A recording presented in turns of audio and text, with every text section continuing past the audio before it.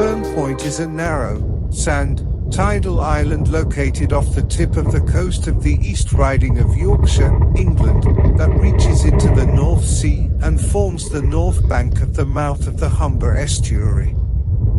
It was a spit with a semi-permanent connection to the mainland, but a storm in 2013 made the road down to the end of Spurn impassable to vehicles. Access for the public is now only by foot or bike. Pay close attention to the tide times, as a stretch of the land nearly 1 kilometre long can breach at high tide.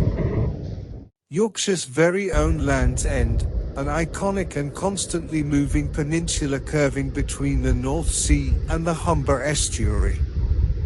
Over 3 miles long but as little as 50 meters wide, this landscape is unique and ever-changing.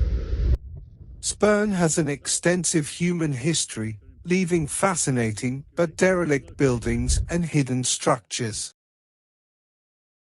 Spurn was most recently a military base in World War II, and the remains of the gun batteries and their infrastructure that we see today are a reminder of those dark times.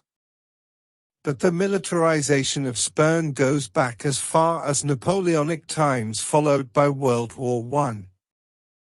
When war was declared in 1914, the number of personnel on Spurn was increased. A light railway was built between the nearby village of Kilsea and it stretched all the way to the jetty. Material transported from the boats at the jetty would be used to bolster existing fortifications. Between the wars, the families of the lifeboat men stationed at Spurn would rig sails to railway trucks and use wind power to propel them on their way.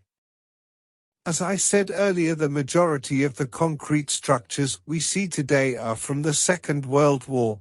They bear silent witness to those dark days. You have to wonder what being stationed here must have been like, hearing the enemy bombers overhead, seeing the nearby lights of the decoy docks near Sunk Island, and seeing the nearby city of Hull get a pounding, night after night after night. A sobering thought. Nowadays the only threat to Spurn is from the sea. Sand reclaims some areas whilst the sea takes others. Only birds and birdwatchers bear witness to this never-ending cycle, whilst the forgotten bunkers and gun emplacements are slowly irrevocably buried by sand and destroyed by the weather.